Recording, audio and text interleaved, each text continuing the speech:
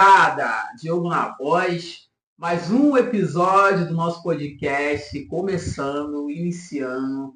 E se eu não me engano, é a 13ª gravação do nosso podcast Anonimatos.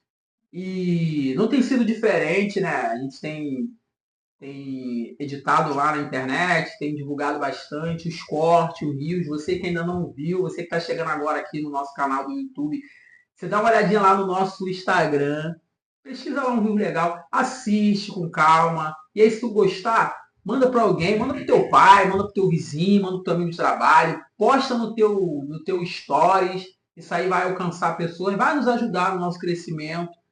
É ou não é, meu amigo? É isso aí, rapaziada. Boa noite.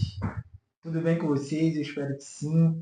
Como meu mano já disse, somente agradecer.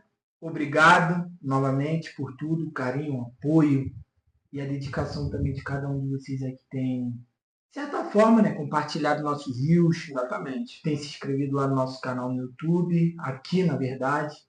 E se você ainda não segue a nossa página, vai lá no Instagram, segue lá. E vamos embora, vamos decolar para cima. Só que antes também da gente chamar o nosso convidado, o meu monstrão aqui, meu amigão, vai anunciar, né, nossos parceiros. Isso aí. Valeu?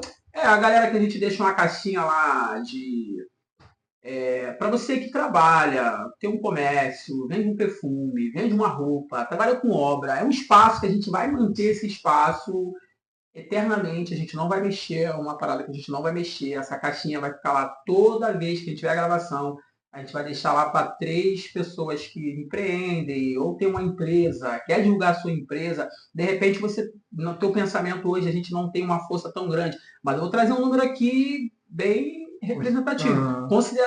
Considerado o tempo que a gente tem, o número de seguidor que a gente tem, assim, Sim. a gente está com a visualização de mais de 300 mil. Isso é louvável demais. É muito louvável. Tipo, a gente tem muito pouco seguidor com um número muito grande. O Instagram nos traz essa informação, então eu acompanho esses dados, eu tenho acompanhado. Então a gente está com mais de 300 mil pessoas que assistiu alguma coisa nossa. Isso é legal. Só que antes de você fazer sua gracinha, que algumas pessoas estão levando isso a sério, o desconto hoje vai no nome do Diogo, tá? Diogo Pode, Rafael Leão, vai ser no nome dele, não é no meu nome não. E assim, como prática, né, de todo o início de gravação, a gente traz aqui em oferecimento do nosso episódio. Nosso episódio hoje também já começou nos bastidores.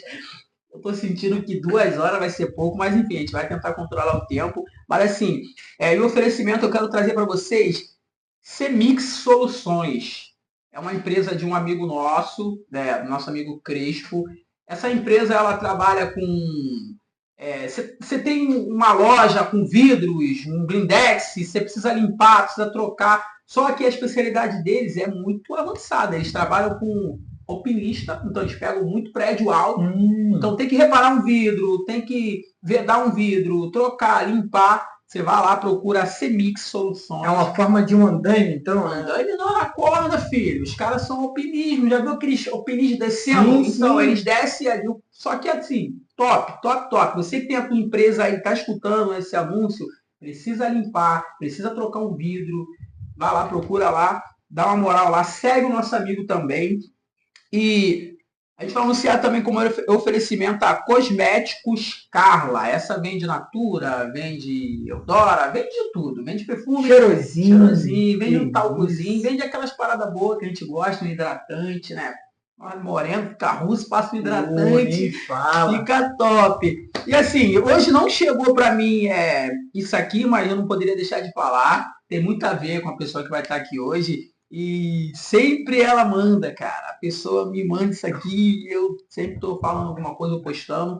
Que é brinquedos, underline, alegria de brincar. É uma loja de brinquedo. Você que tem seu filho pequeno, tem um sobrinho, tem uma filhada. Não foi pai ainda, mas criou Natal, né? Natal chegando. Natal chegando. Você já perdeu o barco do Dia das Crianças que passou. Entendeu? Olha só, presenteia, cara. Tem brinquedo inteligente, raciocínio lógica, tem bola, tem de tudo. Pesquisa lá, ó, brinquedos, underline, alegria de brincar. Você vai se surpreender com tudo que tem lá. Entendeu? A turma é maneira. Chega lá, você fala assim, eu escutei esse anúncio no podcast Anonimato, eu quero um desconto. E aí a gente vai desenrolar com o homem um descontinho aí.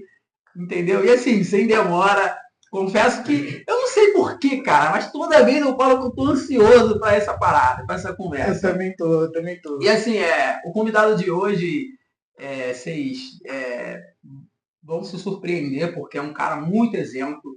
O nosso podcast são exatamente para isso. Para pessoas que são exemplo, superou alguma coisa, mas a gente trabalha com pessoas anônimas, né? A gente está frisando um pouquinho também que a gente não é um podcast cristão, a gente tem a ver para bastante pessoas diferentes. Então, às vezes, as pessoas confundem um pouquinho, porque a gente tem muito amigo cristão. O cristão, ele foi um ex alguma coisa, é um ex-viciado, é um ex-traficante, é um ex alguma coisa, irmão. E o cara, o nosso nicho é muito isso. E assim, esse cara é top, joguei bola com ele, aprontamos algumas coisas. E o nosso amigo, hoje pastor, Jefferson. Pode chegar, meu amigo. Sinta-se à vontade, a casa é sua. Olá, fala meus amigos. Esse é o nosso amigo. Obrigado pelo carinho. O homem tá na casa. E aí, Jefferson? Jefferson de quê? Ribeiro Alves. Jefferson Ribeiro Alves. E, cara, eu já quero te agradecer. Eu que agradeço. Primeira mão, assim, a gente se sente muito lisonjeado. É um respeito enorme quando a gente faz um convite para um cara do nível que você é.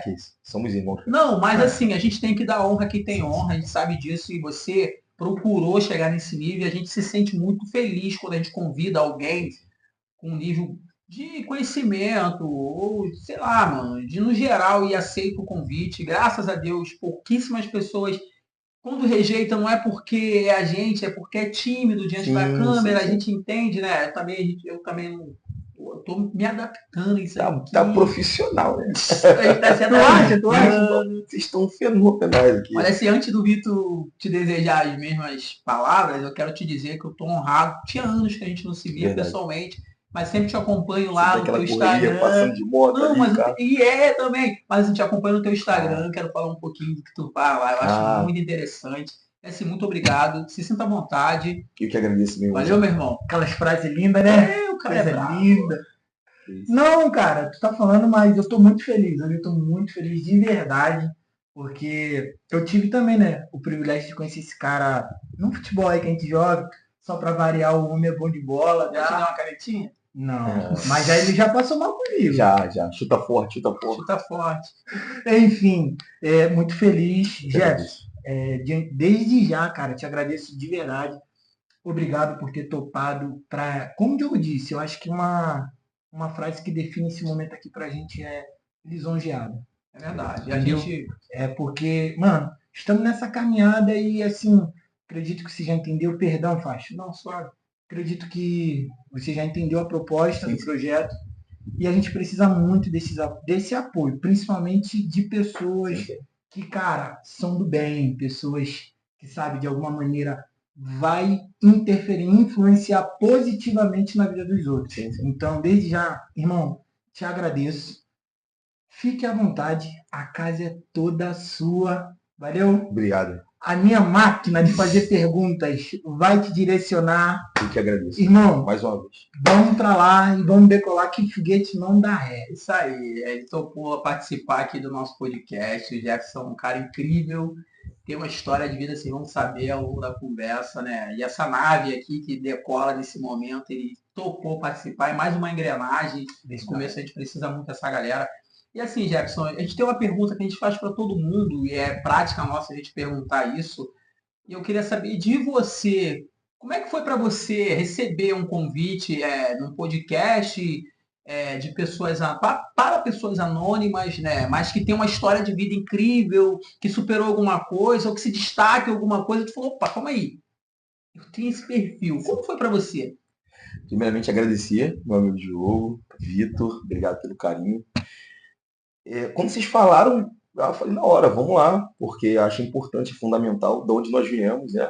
Nossa história de vida, muito parecida, né? Nossa história de vida. E a gente tem que somar. Nossa vida tem um propósito, na verdade. A gente está aqui para somar com alguém.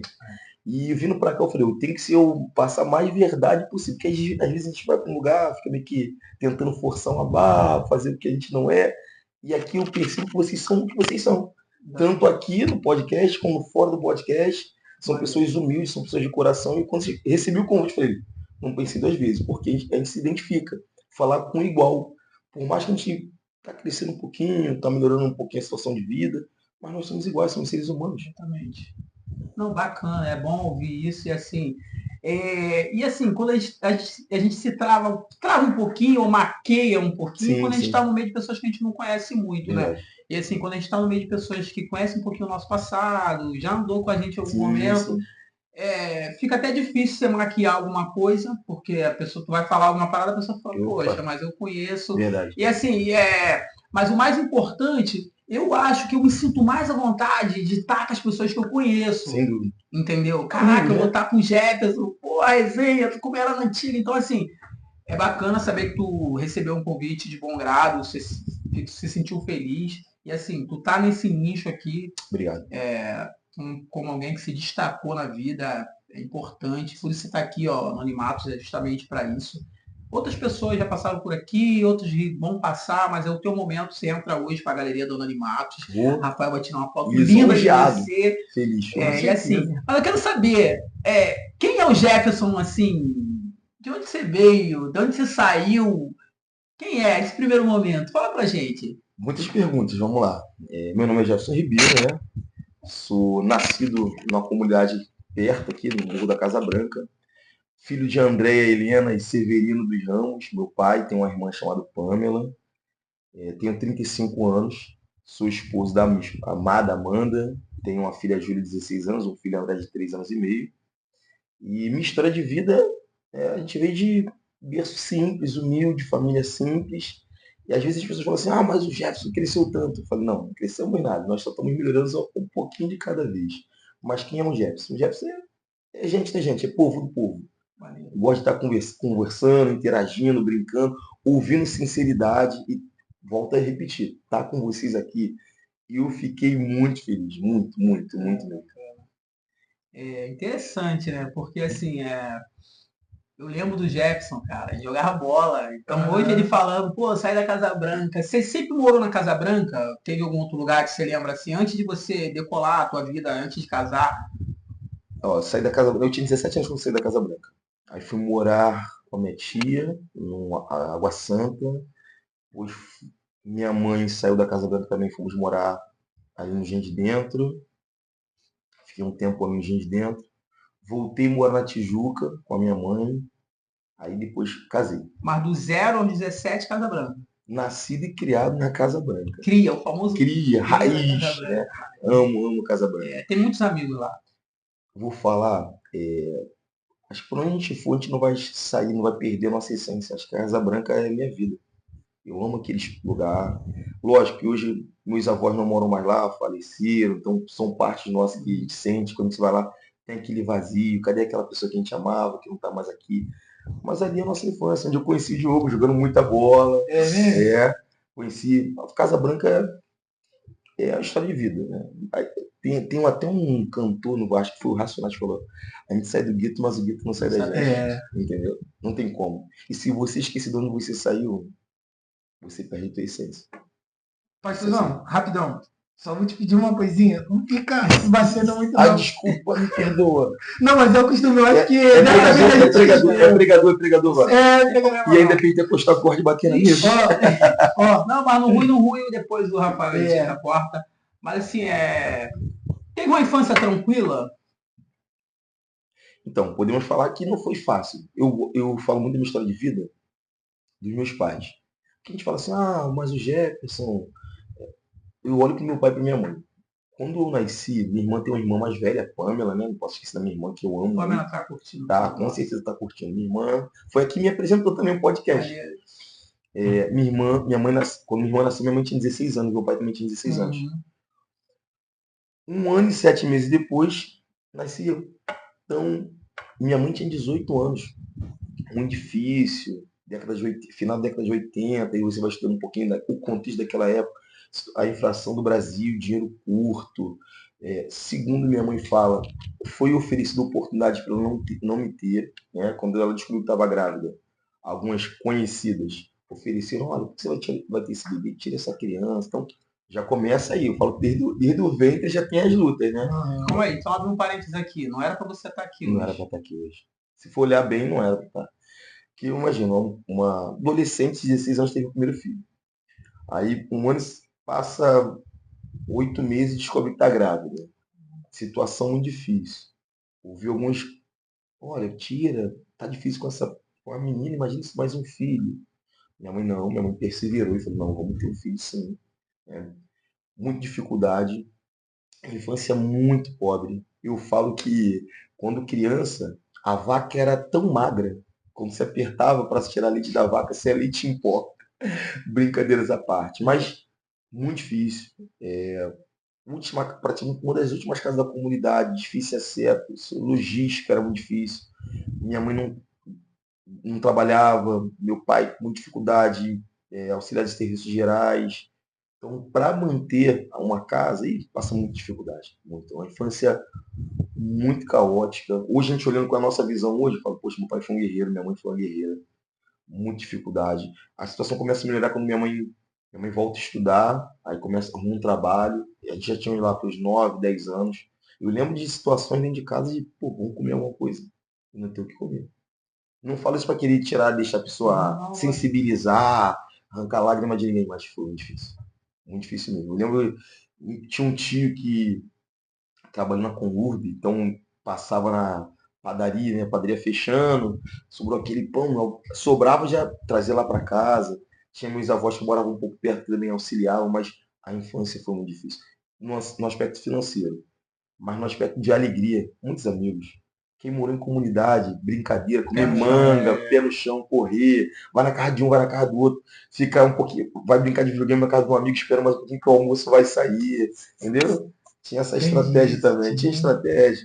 Ah, fiz muito isso. Tipo, não tinha o que comer em casa. Aí eu fazia, ia pra casa do amigo, filho. Ficava lá até tarde, esperando, porque a mãe chegava, a mãe dele chegava, fazia um Pô, ramo. tem um amigão que eu amo, Paulo Jorge, amigo de infância, mesma idade que eu. Aí tinha um pouquinho de condição, um pouquinho melhor, não era tão melhor, mas tinha um pouquinho. Aí ia pra casa dele, meu amigão, meu irmãozão. Aí eu lembro que a avó dele falava, Jefferson, me chamou de negão, bolão, negão, quer comer alguma coisa? Aí a gente fazia aquele charme assim, poxa, não, obrigado, pra se fazer um pouco difícil. Mas quando oferecia, não tinha jeito, não tinha que comer. Por que bolão? Porque quando era meu avô, tem até foto na minha rede social, sempre posto. De um rapaz perguntou, você sempre posta foto do antigo, porque eu não posso esquecer de onde eu vim. Eu não posso perder minha essência. Não posso perder da onde eu vim, porque se você esquece quem você, onde você vive, você vai se perder no meio do caminho. E quando era criança, mesmo minhas limitações, até meus 3 aninhos, eu era fortinho. Fortinho. Então, aí meu avô chamava bolão, bolão, bolão e pegou. Todo mundo bolão. Aí quando cresceu, ele jogava futebol e ficou bolão também, porque ele jogava. Que bolão, bolão? Aí eu mandava uma bola boa. Aí continua, entendeu? Mas é um apelido bem carinhoso. E com muito sentido. Até hoje as primas, né? Tem essa questão, eu dou né? liberdade, exemplo. Por mais que tenha o título pastoral, né? Aí eu vou na casa das minhas primas, ô bolão, aí minha filha outro dia, pai, tá te chamando de bolão, aí eu tive que explicar o porquê bolão, mas eu permito porque eu vejo que não é algo pejorativo, é algo carinhoso, sabe? Demonstra carinho, aí é bom, né? E tipo assim, na época também que você foi apelidado, o mundo não era como é hoje. Não. Hoje é difícil você lidar com apelido, você não pode apelidar. Tipo, eu chamei ele, ô gordinho aqui, mas a gente tem maior carinho, maior respeito, mas as pessoas por fora, às vezes, olha, devem nem gostar muito, Verdade. né? Mas enfim, tu falou que a infância foi muito complicada, foi difícil, Sim. imagino, porque eu também, minha mãe era assalariada, meu pai tinha problema com bebida, então minha mãe trabalhava em casa de madame, também não era uma infância fácil, eu sei muito bem o que você está falando. Mas assim, e educação? Como é que... Porque assim, eu acredito que uma coisa não tem nada a ver com a outra. Você pode passar fome e tua mãe te ensinar. Perfeito. Como é que foi a educação? Olha, meu pai, você falou uma coisa de bebida, meu pai também bebeu até, já presenciei várias cenas horríveis em casa, né? Meu pai bebendo, alcoólatra, chegava em casa, batia, brigava. Mas com toda essa limitação, nunca foi um palavrão feio da minha mãe. Nunca xinguei perto da minha mãe. Sempre muito respeito ao meu pai. Minha mãe, então, um exemplo, benção avô, benção avó, respeitar o mais velho. O vizinho falou, abaixar a cabeça, ouvir o vizinho, então sempre teve aquele respeito. Uma coisa que essa geração acho que está perdendo muito, né? Perdeu, eu não posso julgar, essa geração é uma geração muito complexa que a gente está vendo. Eles têm acesso a algumas coisas que nós não tivemos. Né? Acho que a rede social está abrindo muitas telas, em muitos lugares para eles verem muitas coisas. Mas na nossa geração, na minha geração pelo menos, nossa, porque nós somos contemporâneos. O Vitor é um pouco mais novo, mas é muito maduro para a idade que tem. Mas muito respeito. Avô, avó, a mãe, a pai. Eu encontrei uma professora minha de escola e ela falou assim, Jefferson, você não era um garoto mal educado. Você era um garoto que gostava de fazer arte. Tem diferença. Tem diferença. Era super normal. Exemplo, a diretora falava, a professora falava, a gente opa, respeitava. E enquanto essa professora, outro dia lá onde eu trabalho, ela falou que hoje as crianças não respeitam. Na minha geração, a professora falou, filho, acabou, não tem recreio. Então, quando eu olho para minha infância, minha mãe tem uma frase que você falou muito interessante, Diogo, que por mais que nós não tínhamos riqueza, mas nós tínhamos respeito. Minha mãe falou assim, nossa casa não pode ser bonita, mas a nossa casa tem que ser limpa. Porque uma coisa não tem a ver com a outra. Você é gente muito simples, humilde. Até hoje eu amo o Natal. Essa data para mim é maravilhosa. Desde a infância, sabe? Aquela expectativa de ganhar. Tá chegando o Natal, daqui a alguns dias. Né? Aquela cultura de Natal, aquele chãozinho de cera. Minha mãe comprava uma cerinha para passar no chão, vermelha. Entendeu? Aquela. Vai ganhar uma roupinha melhor, juntava o ano tudo pra. Sabe? Poxa, aí fica até emocionado, porque isso mexe com a gente. Maneiro. Muito bom. Tá chorando, né, Diogo? Mano, vou te falar. Dito, quem teve a infância difícil, mano, quando você lembra dessas paradas, assim, ele falando aqui, eu sou o cara que eu consigo imaginar. Vai lá. Você teve uma retrospectiva. Eu vou lembrando, assim, dos momentos. Minha mãe com muita dificuldade, tendo que vestir 3.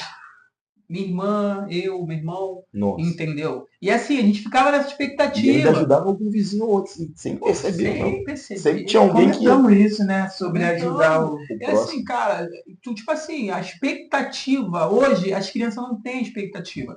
Meu filho e minha filha sempre falam, quero uma roupinha nova, mas eles não têm aquela emoção. O ar de novo, né? Aquela novidade. Posso usar hoje a roupa? A gente ficava...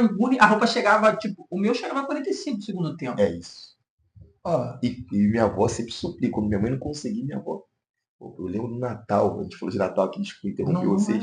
Eu lembro do Natal, todo mundo já trocando roupinha ali, 8 horas, 7h30 da noite, eu mais novo, né? Aí minha mãe chegou pra mim, eu não vou chorar não, vou tentar me segurar. Minha mãe falou assim pra mim, filho, ó, não comprei roupa não. Eu falei, não mãe, precisa não, mãe, tem uma roupa ali.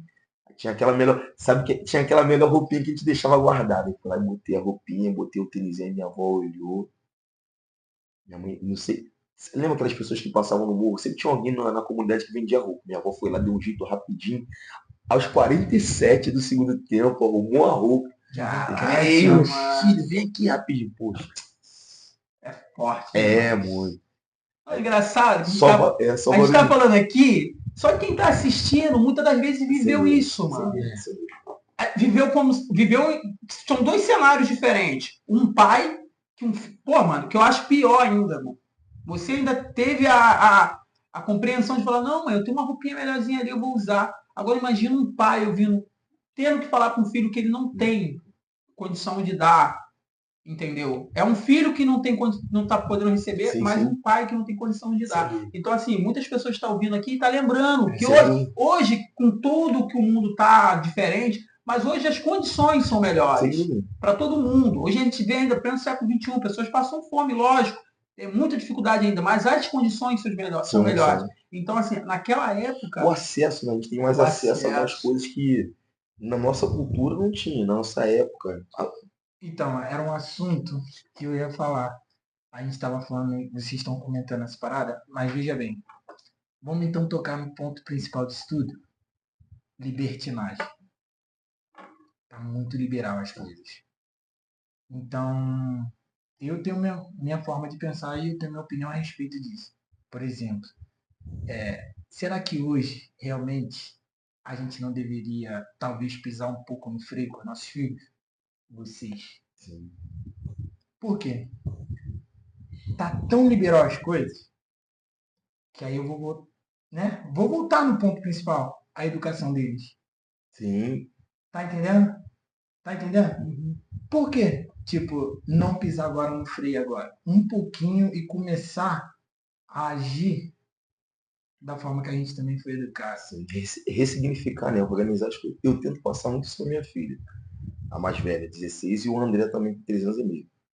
Numa cultura, a gente tá vendo, não é fácil. Eu falo que nós temos que ser, tipo assim, um em meia multidão. Um dia eu falei isso pra minha filha, né? Poxa, comi um. Na nossa geração era o tic-tac. Tu lembra do tic-tac? Lembro, que Biscoitinho biscoito. tic-tac, Era o fofurinha, traquinho da o época. traquinho. Hoje em dia, por exemplo, minha filha vai no mercado, vou comprar um biscoito. Ah, pai, não gosto de biscoito, não. É assim.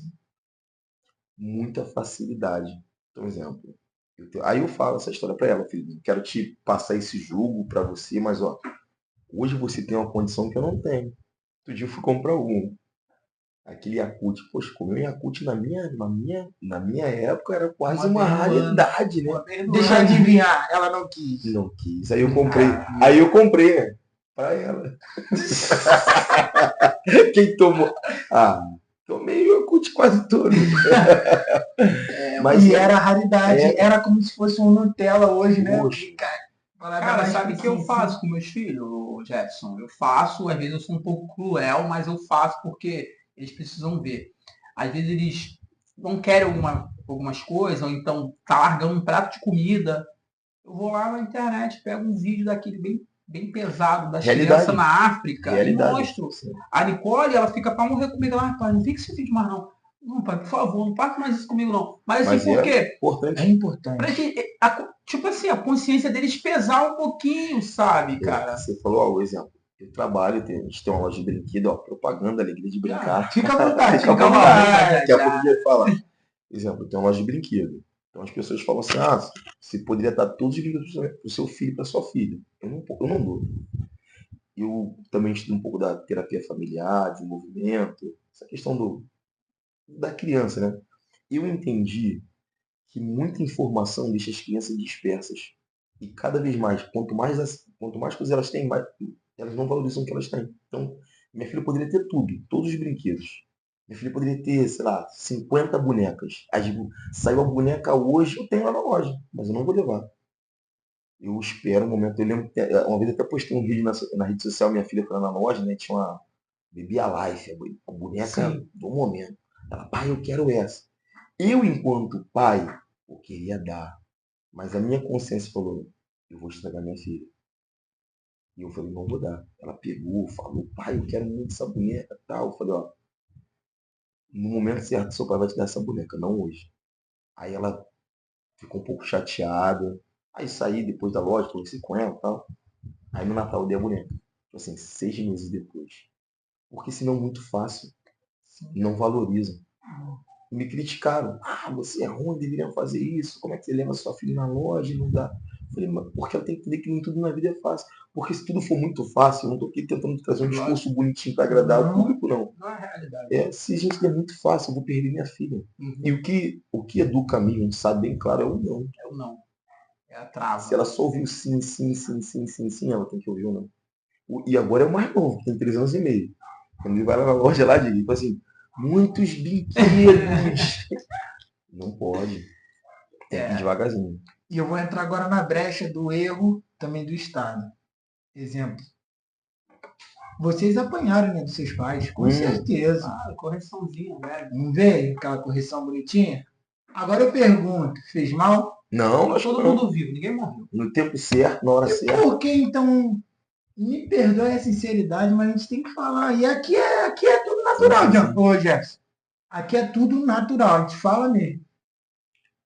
É o que eu não entendo, essa brecha que o Estado deu. Por que então eles podem bater e os pais não podem então educar mais? É difícil, complicado. Mas é uma troca de valores, né? Na verdade, eles querem deixar as crianças mais livres possível e tirar a autoridade do pai. Tirando a autoridade do pai, a autoridade passa para quem? Para o Estado. E a gente sabe que o nosso Estado, infelizmente, né, Não tem capacidade. não tem capacidade. Você vai vendo que cada vez mais o número de pessoas presas, presídios são mais cheios. Por quê? Eles estão tirando essa autoridade do pai. E eu não sou a favor de espancar, Também não. mas a vara corrige, disciplina é bíblico, né? A gente tem que, eu acredito que o castigo, o pensar, eu falo muito assim, vai pensar, corta aquilo, tira aquilo ali um pouquinho, não vai ver tal desenho animado, vai repensar, mais velho, ó, tem que fazer isso dentro de casa, o mais novo, ó, vai pro cantinho do pensamento. E se passar um pouquinho a mais, tem que dar, 3 anos e meio. Toma um devagarzinho. E é bom a gente frisar, né? Não é espancar, mas é educar. Por que os caras foram educados? Até eu tomei Minha mãe deixava a vara de goiaba ali no cantinho da parede. Tá vendo? De goiaba é outro mistério. Ela arrancava na nossa frente e falou, tá aqui, ó. Pisa no pneu. Então o que você aconselha para esses pais? Só para dar um alerta para eles. Nesse primeiro lugar, papai e mamãe, a responsabilidade de educar o seu filho é sua. Lembre disso. Educação vem de casa. Conhecimento vem da escola. Ah, mas eu não tenho base, meu pai e minha mãe não foi referencial para mim. Busca conhecimento, pede conselho de alguém mais experiente, converse com um adulto que já criou um filho. Então, papai, eduque seu filho, ensina ele, senta, conversa. Pai de menina, não tenha vergonha de conversar com a sua filha menina. Converse, interaja com ela, é muito importante. É isso aí. E assim, eu entrei nesse tópico, na verdade, e aí eu vendo você falar repetir educação, aí um pouquinho ali atrás da sua infância, lá embaixo, o Jefferson, eu queria saber, teve educação, teve o ensino, mas teve um desvio? Não sei se você entendeu a minha pergunta. A tua conduta na comunidade se perdeu em algum momento? Eu até falo isso, vira e mexe quando eu vou falar para algum jovem, vou palestrar, vou pregar, né? Utilizo essa nomenclatura. Que até meus 14 anos eu estava tudo bonitinho na minha vida. Tudo perfeitamente, ó. Nunca tinha repetido de ano, sempre foi um aluno bom, aluno de. Hoje é até o 9º ano, né? Na nossa época era até o 8º e depois o 1º ano, 2º grau. Primeira, segunda, terceira, quarta, quinta, até a 8ª série, nunca repeti. Não era o melhor aluno, porque a gente não prestava atenção, mas sempre passei de ano. Nunca fiquei reprovado em nada. Então eu sempre fui um bom aluno. E quando eu estudava matéria, na época era SPS, lembra dessa? MB. MB, essas nomenclaturas, lembra? Então, o R era o regular. O I era insuficiente. Voltou? Voltou? Então, insuficiente. Quando algum amigo tirava insuficiente. Era gastação. Hoje é bullying, não pode, né? Mas faz parte. Rapaz, faz parte do crescimento, gente. A ferro afia o ferro, o ferro afia o ferro. Não pode. Mas isso é um assunto meio delicado. Então, exemplo, eu até a 8ª série nunca tinha repetido. Fui certinho ali, 14, 15 anos. Fui pro ensino médio. O ensino médio já é outra coisa, né? Olha, pra ter noção, eu até consegui uma bolsa. Eu estudei no colégio público a minha vida toda. Minha mãe guerreirona ali, né, tentando me dar o melhor. Minha mãe conseguiu uma bolsa num colégio particular aqui da Tijuca. Só que quando você vai para o ensino médio, as cordas já ficam mais soltas. No ensino municipal, ali o ensino fundamental, os professores são mais perto do pai. O ensino, não sei se vocês perceberam isso. Quando você vai para o ensino médio, fica meio largado. E meus amigos, minha mãe conseguiu uma bolsa de escola para mim, para estudar num colégio particular, ensino bom, e meus amigos não foram para esse colégio. E isso influencia, porque você perde o meio que você está, né?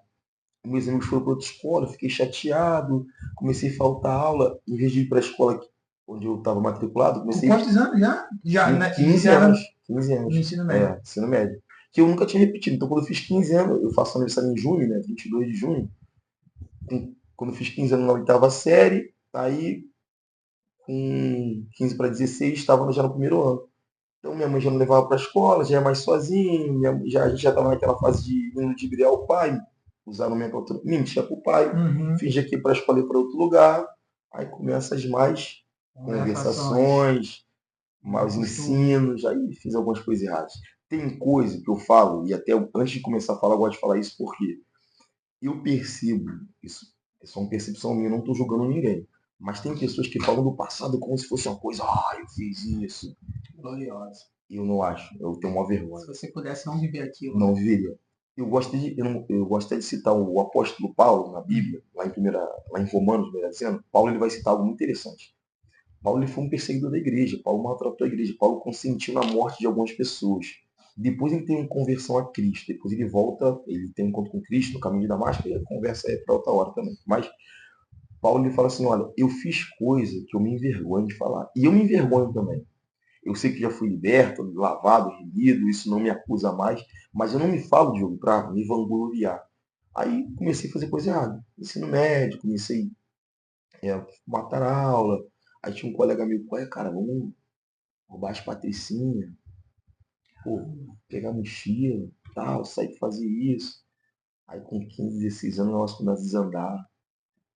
Não, jamais, papai e mamãe, não tô julgando vocês, eu amo vocês. Meu pai e minha mãe fumavam, então eu falei, eu vou fumar também um cigarrinho. Mas eu tinha na minha cabeça, meu pai sempre falou, queria de comunidade, meu pai sempre falou assim, meu pai, né, para ele, na visão do meu pai, droga era só a maconha, a cocaína, essas bebidas também é droga. Mas é a droga lícita, né? Meu pai bebia e tal. Mas meu pai sempre abertamente, ó, não quero você fazendo isso. Droga vai fazer isso, isso, isso, isso. Sempre passando essa visão pra mim, meu pai e minha mãe falando. Então na minha cabeça eu falei assim, eu nunca vou usar droga. Nunca vou usar droga. E eu era convicto nisso. Já tinha alguns amigos meus usando, eu falei, não, não vou usar droga não.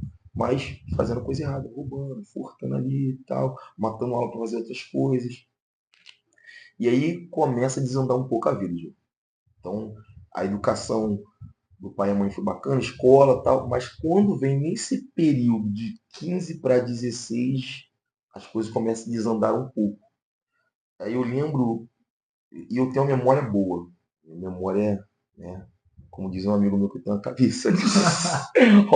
a, a placa-mãe aqui é boa, o tamanho da placa-mãe. Esse HD aí. HD tem muita informação. Eu lembro que a primeira vez que eu usei droga, aí eu usei maconha, aí, meu amigo. Tu chegou a usar, tu tinha convicção que não ia usar, mas... Rapaz, tinha convicção que não ia usar. Tinha convicção. Mas caiu. E quando você usou a Clássico. primeira vez, qual foi a sensação que você teve? Né, você não perde o controle, mas você se entra num outro ambiente. Deixa eu melhorar aqui. A tua consciência, o que te falava? Quando eu usei, que eu tava fazendo coisa errada. Era tipo, porra, Dei falei mole. que dei mole. Usando nomenclatura bem carioca, dei mole. Cara, que meu pai vai achar, minha mãe, não posso deixar eles virem. Tentei de toda maneira. Mas um abismo chamou outro abismo. Eu não culpo ninguém, porque ninguém te obriga a fazer nada. Mas nós acabamos nos tornando um pouquinho do produto do meio. Não adianta.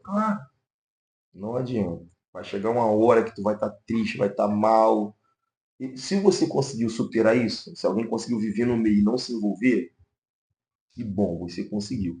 Mas é quase um em 1 milhão. 1 milhão. Difícil. Porque você está ali, né? E não culpo meu pai e minha mãe, por exemplo, eles estavam se separando nesse período, eu fiquei um pouco rebelde, meu pai se separando da minha mãe, fiquei um pouco chateado, não conversava mais com o pai, não conversava mais com a mãe, até os 15 eu tô conversando com a mãe e com o pai, né? Pai e mãe e tal, meu pai ali orientando, meu pai jogava bola, deve lembrar do meu pai jogava bola ali comigo. Eu jogava no time do meu pai, na comunidade e tal. Aí comecei a usar droga, praticar furto, sair de escola. Entrei primeiro ano do ensino médio. Aí já reprovei, fui para uma outra escola. Falei, começa a desandar as coisas. Desandou. Começou a desandar. E de 15 para 16 foi muita coisa ruim. Foi quando eu comecei a experimentar coisas que eu não poderia, não aconselho para nenhum jovem, para nenhum adulto, para nenhum adolescente, para ninguém. A vida começa a desandar, de 15 para 16 anos. E começo a fazer coisa errada, não estou matriculado na escola, mas não vou mais à escola. Eu saí de um colégio em 2005. 2005. Memória boa. 2005, repetia. 2006, minha mãe me transferiu para outra escola. Só ia para a escola para fazer coisa errada, furtar, roubar, brigava na escola, batia, organizava. Rapaz, fiz muita besteira naquela escola. E a diretora, nunca vou esquecer. Pode falar o nome da escola? Pode? Os amigos, eu estudei no primeiro ano, meu primeiro ano foi Pedro Guimarães, colégio particular aqui na Tijuca, saí de lá. Rapaz, vou te falar um negócio pra você, nessa escola, né, que a gente pensava, pô, colégio particular, elitizado, pessoal da Tijuca e tal. Cara, era pior do que o colégio público. Eu lembro como se fosse, eu já até falei com a minha mãe isso um tempo atrás. Nessa escola, posso bater na mesa? Nessa escola, o garoto foi preso com 30 comprimidos de LSD, Caramba, traficando. traficando na escola, LSD. adolescente. Balinha. Aquelas drogas sintéticas, balinha? drogas sintéticas e tal. E o garoto levando uma arma para a escola, né? Playboy e tal, na nossa nomenclatura, né? Não era colégio público, nem estadual. Fui repetindo essa escola. Fui pro Amaro Cavalcante, Largo do Machado. Minha mãe, qual sempre foi a estratégia da minha mãe? Não vou deixar o Jefferson estudar em colégio perto da comunidade. Minha mãe tinha essa visão. Se ele está em colégio perto da comunidade, ele vai se envolver muito com a galera da comunidade. Então minha mãe sempre me colocou em colégio longe. Chegou nesse colégio longe, diretora afrodescendente, né? Tem que falar o nome afrodescendente, né? Negra, igual a gente. Ela falou assim pra mim, ó, tem uma cara de sapeca. Isso pra mim. Pra gente ser melhor, a gente tem que ser 2 vezes melhor. Ela falou isso. Aí eu lembrei daquela frase do Racionais. Enfim, acho que no Nego Drama, que fala assim, você ser preto tem que ser 2 vezes melhor tal. Aí ela falou, eu não entendi porque ela falava isso. Porque ela já estava vendo que eu tinha muito agitado naquela época. Fui expulso da escola. Rapaz, que Prova. Isso. Só laço, só loucura ali. Aí eu vira e mexe com meus colegas pro Colégio Paulo de Frontin, aqui na Tijuca. Meus amigos estudavam ali. Onde eu conheço. Aí ali já era perturbação. E já não ia mais para a escola. Começavam fazendo coisa errada. Assalto, envolvimento com coisa que não era boa. Morava em comunidade. Já parava perto de pessoas que não deveriam passar. Fiz coisas que não deveriam fazer. Dei muita tristeza para minha mãe. Muita. E tenho foto. Hoje eu falo, eu amo a senhora. Você sabe disso que eu te amo, Dona Andréia. Dona Andréia. O nome do meu filho é André em homenagem à minha mãe. Ó, André. tua mãe deve te chamar muita atenção, né, cara? Minha mãe Porque te ama. tu fica no medo do caramba. Mãe, Eu te amo, eu te amo Não, toda porque hora. mãe é aquilo, filho na correria, trabalho, estuda ainda, né? Tem igreja, tem minha responsabilidade. E mãe tá, filho, você não vem aqui. Isso aqui não entende que a gente, É aquela correria, que a gente compromisso cresceu. muito grande. E eu falo isso pros homens. Né? Responsabilidade. O filho tem que sempre amar a mãe. Mas hoje a mulher da vida dele é a esposa. Casou já era. Você tem que honrar sua mãe. Mas hoje, seu compromisso é com a tua esposa, seus filhos. Minha esposa se dá super bem com a minha mãe. Falo com minha mãe que ela às vezes protege mais minha esposa do que a minha, mas voltando. Então fiz muita coisa errada. Até meus 18 para 19. Com 19 eu entreguei minha vida para Jesus. Deu uma resumida muito rápida aqui para vocês terem noção. Fui preso Preso que eu falo assim, fui abordado e levado até a delegacia da 19DP. Apanhei, me envolvi com pessoas que não deveriam me envolver. Tive nome em processos, porque acabei me associando a uma facção, uma comunidade, abraçando a comunidade por amar aquele lugar, e a gente dá empolgação errada. Hoje a gente fala, poxa, a gente deveria defender, e aqui vocês abrem um canal abertamente, a gente tem pessoas defendendo bandeiras que nem entendem. Sabe que eu fico muito triste? Fico muito triste. Pobre, preto, se matando, cara. Isso me deixa muito triste, muito. Hoje, né, moro na Casa Branca até meus 17, né? Saí de lá com 17. Né? Aí eu volto de novo. Fico 6 meses fora, volto de novo. Saio de lá com 18 anos. Só para esclarecer aqui, esses 6 meses é o período que você fica isolado, ou seja, preso. Não, nem fiquei preso. Porque eu fui levado à delegacia, mas minha mãe tinha influência, ela trabalhava numa casa de um coronel do Exército. O coronel foi com um advogado no dia, eu tinha 17 anos quando fui apreendido ali na rua. Correto. Me levou para declarar depoimento e nos liberaram. Só que esse tempo que eu fico longe é porque eu vou morar com a minha tia. Minha mãe deu uma estratégia. Minha mãe falou assim, vai morar com a tua tia. Minha tia me amava. Te tirar de cena, né? Me tirar da cena, minha mãe. Tua mãe, então, não é de bobeira, não. Rogério, isso aqui rapidinho, só para não perder um negócio. Eu estou evitando falar a respeito disso, mas vou te perguntar. Enfim, tu falou que fez muita coisa errada, que você roubava. Assim, o pastor Jefferson, hoje é pastor Jefferson, mas lá atrás, você considera que você traficou, você realmente se envolveu numa parada tipo errada, portou arma, olhou pra tua vida, chegou uma hora que você falou, caramba, mano, eu não sou mais aquele adolescente que eu era. Sim. E onde nós estamos hoje, aqui nesse ambiente, no local, na localidade onde nós estamos hoje, já que vim aqui, eu lembro que uma vez, porque os garotos hoje, até eu falar, tem uma fala do. E eu acompanho, eu absorvo muito conteúdo de todas as informações, só retendo o que é bom. Tem uma fala do Marcelo D2, que eu acho um cara. Marcelo D2, e na verdade foi o Gabriel Pensador, que ele falou assim, ó. Muitos estão dizendo aí que a favela venceu, mas a favela não venceu. Em qual sentido? O que ele está dizendo? Que tem a galera das músicas hoje, ostentação, aquilo, outro, e isso sem perceber, né? Na minha visão, tá? Respeito quem pensa diferente. Acaba induzindo o garotado, ó, fumar balão, fazer isso, aquilo, outro, ostentar.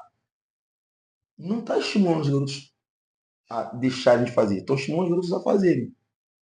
Eu acabei fazendo muita coisa errada, me envolvendo em coisa errada. E por que eu estou falando disso tudo?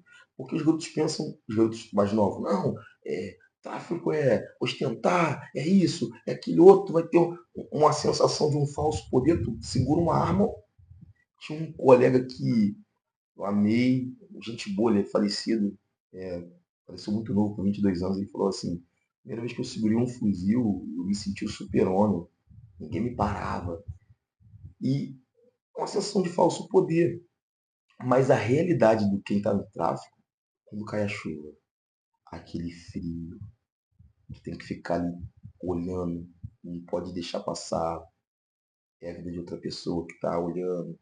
Então, eles vendem uma propaganda, né? Tem essas músicas que cantam aí que parece, vem que vai ser bom, essas músicas de apologia e tal. Mas só quem está vivendo, e vou ser bem sincero, todos, eu falo todos, não queriam estar vivendo, estão vivendo hoje. Se pudesse voltar, voltaria atrás, repensaria. Ilusão total. Muita ilusão, muito. Não sei nem se é a nossa visão falar sobre isso hoje, mas já que a gente está abordando, vamos falar Fica até à vontade, abertamente. pode. Quando eu penso até em escrever um livro sobre isso, eu já tenho alguns rabiscos, né? Não se esqueça de pensando sobre tráfico, sobre comunidade, pensando a comunidade. Me fala um bandido velho que conseguiu sobressair com o dinheiro disso, viveu bem. Não pode ir num shopping, não pode ir numa praia, tudo é escondido, tudo com medo. É uma vida, desculpa a nomenclatura, é uma vida de escravidão. Cara, ele é rei naquele ambiente. Teve um amigo meu que ele saiu ele ficou preso um tempo, e eu falei para esse meu colega, olha, aquela comunidade onde nós morávamos é isso aqui, é algo pequeno. O que Deus tem para a tua vida é gigante. Não se limita a isso não. Graças a Deus esse meu amigo ouviu um pouco do meu conselho, está trabalhando, está bem, está feliz, está 5 anos que está vivendo uma vida, porque o tráfico nunca compensou e nunca vai compensar. Entendeu? Claro. A gente sempre tá tocando nesses assuntos, né, Gil? Assim, acaba entrando nisso, porque É, é uma realidade, quem sabe? viveu na comunidade passou por isso. Familiares, parentes, algum conhecido, entendeu? E aí, eu quero também continuar dentro desse tópico, mas assim, eu queria agora extrair de você. Como é que foi essa reviravolta, dessa transição para um novo jet? Assim? Boa, Vai Mike, né? Ele fala que eu sou Mike. rapaz. Não, mas ele é. Vai. Primeiro, vamos lá. Eu sempre fui um garoto meio centrado, sabe? Eu nunca quis fazer essas coisas que eu fiz. Por mais que eu fiz, ninguém me forçou nada. Mas você é um adolescente, está naquela empolgação. Às vezes, muita coisa foi empolgado. Muita coisa foi empolgado. Minha avó, eu fiz primeira comunhão, fiz catecismo, na igreja Nossa Senhora da Conceição aqui embaixo, né? E minha avó me levou na Assembleia de Deus quando eu tinha 12 anos. Então a gente sempre teve aquela questão da fé, de Deus, acreditar em Deus. Existe um Deus, existe alguém maior do que a gente. E se está difícil, a gente pode recorrer a Ele. Então, quando a situação estava muito difícil, né, alguns amigos meus presos, eu acabei viciando em drogas, porque a gente eu estou falando resumidamente sem muita coisa, mas às vezes, mas para explicar mesmo bem detalhadamente. Essa minha estadia com drogas até meus 18 para 19, acho que 3 anos e meio, que foram 3 anos e meio muito intensos, que poderia ter perdido a minha vida, poderia ter perdido a minha liberdade, privado de algumas coisas, com esses 3 anos e meio, eu sempre tive aquela questão, minha mãe e minha avó. Meu pai já mais, na época, o homem, meu pai só estudou até a segunda série do primeiro do ensino médio, então um pouco ignorante ainda, de ignorar o fato de Correto, conhecer, não saber conversar, muito, você não pode. Minha mãe, filho, eu te amo, filho, você consegue. Quando tem esse estalo, eu já estava viciado em drogas. Eu cheguei a usar maconha, nunca ingeri a cocaína, usar cocaína, né? Mas eu cheguei a usar crack com maconha. Já tinha o crack nessa Já época? tinha, foi quando estava chegando no Rio de Janeiro, aqui no Rio não, né? Nas comunidades das outras facções, porque numa outra facção sempre teve. Então, e até penso em estudar e escrever sobre isso também. Quando chega, aí eu fui há 5 anos atrás, isso, quando eu tinha 30 anos, eu fui conversar com a psicóloga, tal, que eu gosto muito de estudar psicologia, essa questão toda. Ela, segundo a visão da psicóloga, ela falou assim, Jefferson, naquele período ali que você afundou nas drogas, que antigamente era só maconha, foi meio que você caiu numa depressão, só que você não percebeu, você se sentiu longe do seu pai, longe da sua mãe, os seus amigos que você andava sumiram, quando te ofereceram uma droga um pouco mais forte, você usou aquilo, opa, me jogou lá embaixo, jogou. Eu emagreci, fiquei com 40 quilos, magrelo, raquítico, Quanto tempo de crack? 6 meses. 6 meses. Mas eu lembro que minha mãe não desistiu. Minha mãe ligou, não, tá. Eu já não morava na comunidade onde eu morava. Morava ali pelo Engenho de Dentro. E frequentando outras comunidades, tal, e que desaparecia de casa, sumia, ficava um tempo sem minha mãe aparecer, minha mãe me procurando. Minha mãe falou assim para mim, filho, acredita em Deus. Minha mãe até hoje ela tem esse negócio de deixar um bilhetinho. Eu lembro quando a gente saía de casa, ela deixava um bilhetinho, ó, tem que lavar a louça, jogar o lixo fora, mamãe te ama, né? Muito esse carinho. Dona André, te amo também. Sabe disso. Aí eu morava com ela, minha mãe sempre botava um bilhetinho. Filho, eu te amo. Deixava na Bíblia dela esse bilhetinho. Filho, eu acredito na sua transformação. Isso tu tá cracudo. E já usando droga, muita droga ali. Um belo dia, eu usei muita droga. Mas aqui a consciência batendo, cara, isso tá te acabando, tu é mais forte do que isso, porque eu tinha estudo, eu tinha o primeiro ano, o cognitivo estava aqui, o campo do pensamento estava aqui, por mais que o Gerson tinha assumido, porque a droga faz você perder um pouco da sua consciência. Mas quando cai em si, aí ele é um filho pródigo, quando cai em si, tu sabe que tem a cara do pai, você sabe que tem um pai te esperando. Quando eu falo pai, uma mãe, alguém que te ama. Eu lembro que eu estava numa comunidade, Morro do Cruz. Ter um baile funk, eu já não ia mais na Casa Branca e tal. Cheguei no. Eu falei, cara, o que eu tô fazendo na minha vida? Usando droga? Não quero mais isso. Isso não é mais forte do que eu. Aí eu ouvi uma voz, isso é mais forte que você sim. Isso só não é mais forte do que eu. Rapaz, isso foi uma pancada. Era Deus. Era Deus total falando comigo já. Deus total falando comigo. Porque eu falava que eu via essa voz falando nitidamente. Isso é mais forte do que isso é mais forte do que você sim, mas eu sou mais forte do que você. Porque segundo a psicologia, a medicina, o crack não tem cura. Sabe disso? Eles falam que quem é dependente não consegue esse tratamento, não consegue por si só conseguir se restaurar, porque essa substância. Depois eu fiz curso sobre isso, eu fiz um curso de dependência química, fui estudar essa área, como ajudar outras pessoas, aí eu comecei a me capacitar, o que a maconha faz no corpo do ser humano, a cocaína, o crack, as drogas sintéticas, eu fui estudar sobre isso depois que, né? Mas eu tava indo e caí em si, aí eu falei, poxa, eu vou parar de usar o crack. Parei. Mas eu pensei que podia parar de usar e ficar com a vida tranquila. Só que aquele que falou que o crack é mais forte, ele é mais forte que o crack, eu só conseguiria vencer essa droga com ele. E eu pensei que ia conseguir vencer sozinho. Aí beleza. Diogo, tomei a decisão, falei, não vou usar mais. Arrumei um trabalho, comecei a trabalhar, comecei a melhorar, engordei um pouquinho. Falei, vou ficar só na maconha devagarzinho e tal. E falei, não vou parar de usar maconha também. Parei de usar droga. Parei de usar tudo, comecei a engordar o meu trabalho, total, tudo bem, vida crescendo, avançando. Só que sempre minha mãe falava, filho, tem que ficar na igreja, filho. Falei, mãe, não, já tô bem, igreja não, já consegui, tô liberto.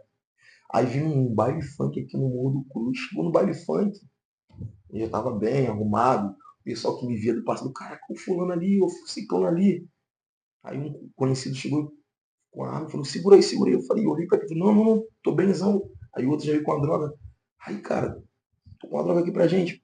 Aperta aí pra mim. Eu falei, não, tranquilo, tô usando mais não. Ele, pô, tu não tá usando você? Logo tu que gosta. Eu falei, cara, não tô usando. Na hora a voz de novo, o que tu tá fazendo aqui? Aquele incômodo, né? O que tu tá fazendo aqui? Sabe que 2h30 da manhã, 3 horas, o baile ainda tá no auge, né? Tá Praticamente eu pegando acho que é o fogo, baile. Eu acho que é o auge do baile, acho que é 2 o horas, auge. 3 horas. Na hora eu falei assim, vou pra casa.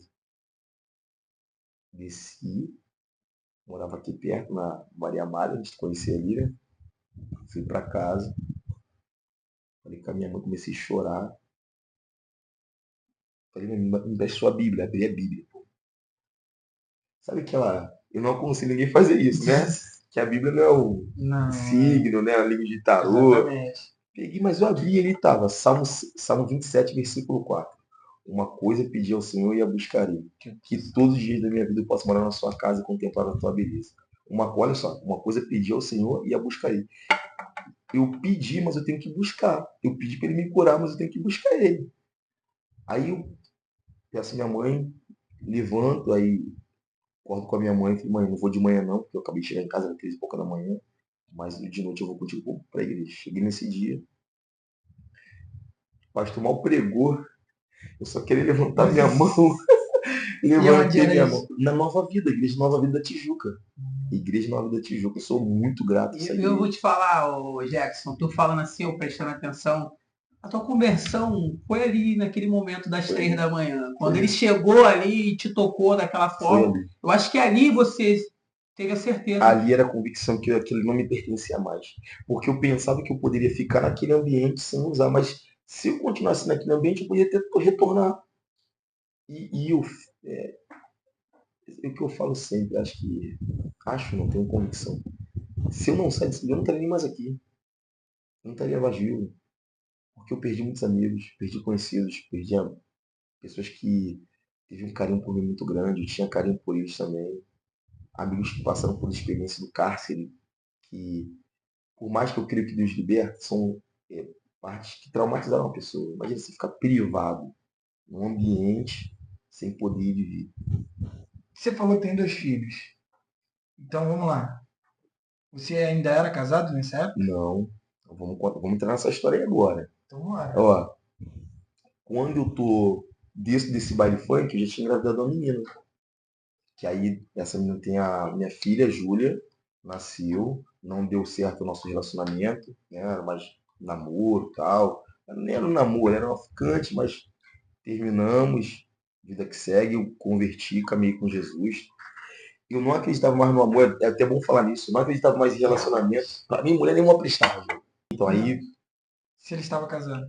então não, porque eu engravidei essa menina, engravidei ela nasceu minha filha, aí eu caio em si, eu vou pra igreja e tal, não dá certo o nosso relacionamento, minha filha era muito bebê ainda, sigo minha vida, vou pra igreja, entrego minha vida para Jesus e falo, eu entendi que ali era o meu lugar, sabe quando você, aquela oportunidade, fala assim, de você mudar a sua vida, eu falei, e eu fui para uma igreja muito boa, porque é uma igreja séria, que não brinca com fé, eu não estou julgando que outras igrejas não sejam, mas é uma igreja que foca no crescimento da pessoa, foca na pessoa não só como, não é só a questão da fé, mas o cidadão.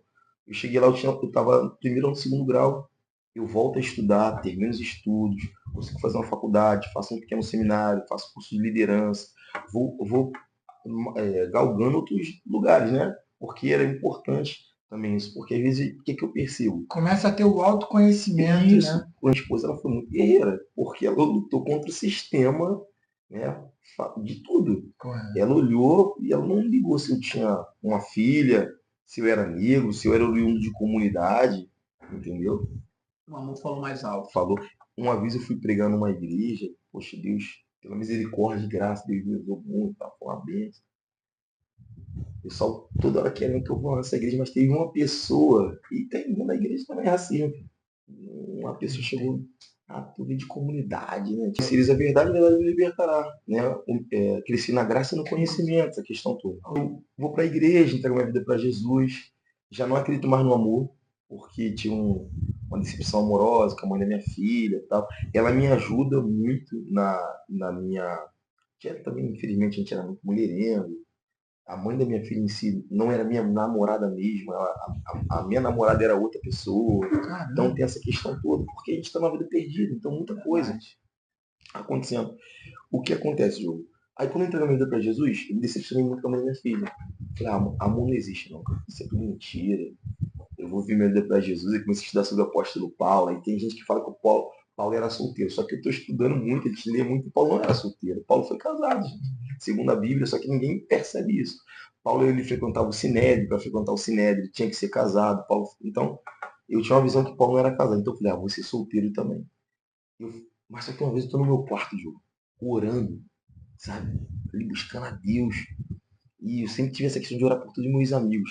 Depois que eu me converti, eu peguei o nome de todos os meus amigos de infância e botei no caderno para orar. E tô ali orando.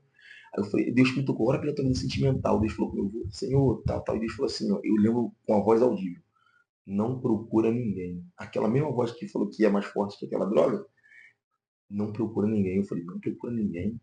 Anotei lá na hora, não procura ninguém. O que eu entendi? Deus dizendo que eu não precisava procurar, que ele ia trazer uma pessoa para minha vida. E 3 anos na igreja, firme ali, buscando o Senhor, 3 anos sem ninguém, filho. Vindo do mundão, para quem veio do mundo, na realidade. Vida sexual ativa, muito difícil. homem, né?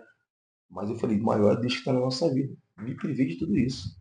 Foi até que a gente conversou nas bastidores e falou, pô, deu uma sumida. Foi esse período. Período de sumir, só focado em estudo, ler, terminar o ensino médio, orando, buscando a Deus. Foi necessário sumir de alguns lugares, até para me purificar, restaurar minha vida. Até eu falo que foi meu período sabático de libertação, de transformação. 3 anos depois, tinha uma menina lá na igreja, né? Que eu sempre admirei essa menina. Sempre admirei. Em qual sentido? Um exemplo de postura, de como se vestia, de como se apresentava para outras pessoas. Mas eu não preciso falar diante de Deus, a gente não vira por Deus. Mas nunca tive um olhar de namoro por ela.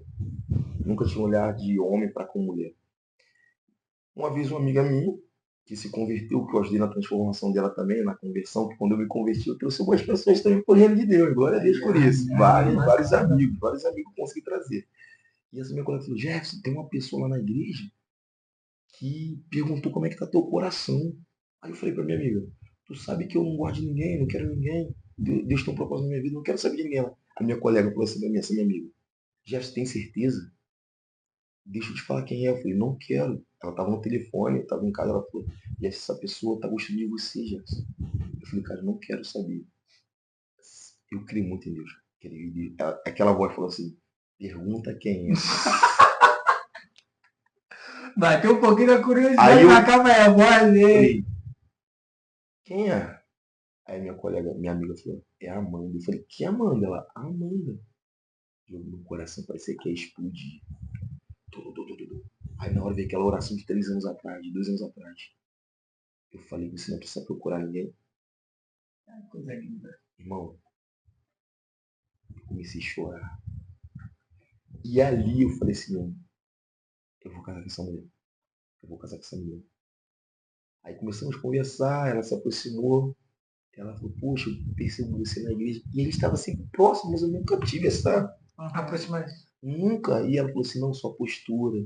Vejo que você tem uma filhinha. Acho tão bonito você levando sua filha para a igreja. Você é uma pessoa que está sempre ali e tal. Sempre prestativa na igreja. Isso despertou em mim. Eu falei... Aí eu contei a história aqui. Deus falou que eu não precisava procurar ninguém. E aí, no primeiro dia eu falei assim, com 2 dias eu falei assim pra ela, eu vou casar contigo. Ela, que falou? isso? Eu falei. Convicção. É convicção, exatamente. Convicção, fé, convicção. Deus falou que... Se Deus falou que eu não ia precisar de ninguém, a pessoa aparece. Deus já tinha confirmado. Verdade. 2 anos e meio de casa. 3 anos depois a gente casou. Tô 13 anos juntos com ela. 10 anos de casado. O amor da minha vida. Amanda. Amanda Ribeiro, minha esposa. Isso. Amanda significa a digna de ser amada. Rapaz, o homem pesquisa mesmo. Ele Cara, gosta de tudo. e assim, eu vou no Instagram dele, dá Estudar. pra ver o como ele é apaixonado. Assim, eu falo por ele, a gente repara também, mas assim, eu olhar de homem, olha assim, eu falo, caraca, o Jefferson é muito apaixonado na esposa dele, cara, é muito maneiro quando você vê uma parada assim. E, cara, ouvindo tu falar assim por diversas vezes, e eu também eu creio muito em Deus, eu acredito em tudo que você está falando, mas assim, tu é um cara privilegiado, cara, porque ouvir a voz de Deus em momentos de vida diferentes, momentos Sim. 3 anos depois, 2 anos depois, cara, não é para qualquer um. Como é que tu trabalha essa tua intimidade com Deus? Ainda mais sabendo que a qualquer momento ele pode falar, sou eu. Muito boa. Como é que você trabalha essa tua intimidade? Muito boa. Profeta de fogo. Foi muito boa. Essa pergunta você falou perfeito. O que eu vejo? Eu me entreguei por inteiro, Gil. Eu falo pro meu colega, pros meus amigos assim, sempre que eu tenho oportunidade, eu me entreguei por inteiro mesmo. Eu não sou melhor, eu erro muito ainda, sou falho, procuro não errar. Eu não tento ser um super-herói. Claro. Se você for na igreja que eu pastorei, né, a igreja não é minha, eu me envolvo com as pessoas. Já me decepcionei com alguns, me decepcionando com os outros, alguns já se decepcionaram comigo também, mas dentro da sua pergunta, o que eu tento fazer sempre? Eu mergulhei de uma maneira que não tem como mais voltar. Eu aprendi que para se relacionar com alguém que se entregou a vida para você, qual é a visão que eu tenho de Jesus? Ele se entregou por mim. Eu tenho que me entregar para ele total. Então, vida de oração, ler Bíblia, renúncia. Renúncia, exemplo. Eu acredito muito em Deus e Deus nos fala sobre jejuar, sobre a sensibilidade. O jejum, ele o jejum ele não muda Deus não, tá? O jejum muda o Jefferson. O jejum me deixa mais sensível para ouvir ele. Porque a gente fala, vou fazer um jejum para Deus fazer isso. Não, vou fazer um jejum para estar mais sensível para aquilo que ele quer na minha vida. E eu estou sempre procurando, até um amigo meu que fala assim, tem hora que a gente tem que desligar algumas coisas, né? A gente está muito corrido, a vida é muito agitada, às vezes se desligar do celular, tem um colega que me fala assim, você demora muito para responder o celular. Eu falei, eu não sou guiado pelo celular, eu até posto, publico, tenho rede social, mas tem hora que eu não quero o celular um pouquinho. E senão se a gente não tiver o autocontrole, porque a gente pensa que vício é só nas drogas. Mas em Pedro, acho que na segunda Pedro, ele fala assim, o homem é escravo daquilo que o domina ele. Exatamente. Tanto celular, videogame, Sim. chocolate, qualquer coisa a gente pode se tornar escravo. Por exemplo, respondendo a sua pergunta sobre sensibilidade, tem hora que eu percebo que tem alguma coisa me dominando muito. Por exemplo, eu amo o Flamengo. Eu amo o Flamengo, gosto do Flamengo, gosto do Flamengo. Gosto do Flamengo. Coitado do Botafogo, você está vendo a primeira vez na vida, né? Brincadeiras à parte. Mas teve uma vez que eu estava no Maracanã. Pô, esse cara ia vir de Botafogo hoje. Ele é corintiano. Mas ia vir de Botafogo. Mas já é um tempão. Não, desde criança. Que eu lembro que ele era um time diferente mesmo. Eu tentei converter ele pro Botafogo, Mas mas isso aqui, eu tava no Maracanã uma vez. Pô, gostar de Maracanã, eu gosto. Tava no Maracanã uma vez. O Maracanã é nosso. Olha só o movimento. Vai começar. Idolatria. Rapaz, deixa eu falar, engraçado, né? Pai, torcida gritando, aquele calor do nada. Engraçado isso, né? Essa reverência toda. Quero ver essa energia pra mim sempre. Rapaz, Travou? do Maracanã. Então, porque cara, eu te perguntei isso exatamente porque no primeiro momento, Deus fala contigo, você não tem a busca. Tem a misericórdia dele te alcançando. A misericórdia. Aí a gente vai entrar numa questão teológica muito profunda. E aí, segundo momento, já é a tua busca, Já é mas busca. você tem essa consciência. Tem essa consciência. Porque aí entra naquele Salmo 27, 4. Uma coisa eu pedi ao Senhor e a buscarei. Eu estou pedindo, mas eu estou buscando. Porque tem gente que pede, mas não busca. Ele diz, uma coisa eu pedi ao Senhor, mas a buscarei. Que eu possa morar na casa do Senhor. Porque tem gente que pede, mas não busca estar sempre com ele. E aí não entendem a frase, a orar são. Tem que ter ação, né? Exatamente. Então, aí eu começo a pedir essa sensibilidade. Eu falo assim, eu quero que o Senhor fale. Quero que o Senhor fale comigo. Eu quero ter a sensibilidade. Não que você tenha obrigação, mas se o Senhor fala, eu quero ouvir sua voz. Eu quero ter essa sensibilidade de entender quando o Senhor está falando. Porque às vezes a gente está tentando. Outro dia eu falei isso e eu tenho levado essa frase comigo, de verdade. E a gente está num período de muitas frases de autoajuda, dessas postagens, é o que vai enganjar. Mas tem uma frase que eu tenho levado para minha vida, eu quero tudo o que Deus tem para minha vida. Mas eu não quero nada que Deus não tenha para minha vida. Você entende? Exemplo, tudo que Deus tem, eu quero para mim. Agora, o que não é de Deus, eu não quero. Então, eu peço a Deus para não tentar olhar para aquilo que Ele não tem para mim. E para isso tem que ter a sensibilidade. Porque hoje é tanta informação ao mesmo tempo, se a gente não tiver cuidado, a gente acaba indo por um caminho que a gente acha que é bom. Por isso a Bíblia fala, existem caminhos que aos olhos dos homens parece que são bons, mas no final são caminhos de morte. Então, tem coisa até que parece que é boa aos olhos, a gente fala, pô, bonito aos olhos, mas lá no final pode te levar para longe daquilo que Deus tem para a tua vida. E eu peço muito a Deus, Senhor, eu quero ter essa sensibilidade. Se for necessário, usa uma criança, usa minha esposa. Uma vez um colega meu falou uma coisa engraçada, né? Se tu não ouvir a voz do Espírito Santo, ouve a voz da tua esposa. E se ela for de Deus, aí é melhor ainda. É melhor ainda, mas assim, é muito Não, bacana. mas isso Tá rindo, né, rapaz? Esse cara é privilegiado, porque, ó, Deus falou no Maracanã, filho, falou pra ele. Que isso, não, mas aí, eu aprendi uma coisa também que é bem legal, né? Que é, tipo assim, uma vez eu vi isso, eu guardei muito isso. Essa frase assim, cara, quando você ouve a voz de Deus, nunca mais tu larguei. Tu não tem coragem, tu não consegue. E assim, é legal, cara, é bacana.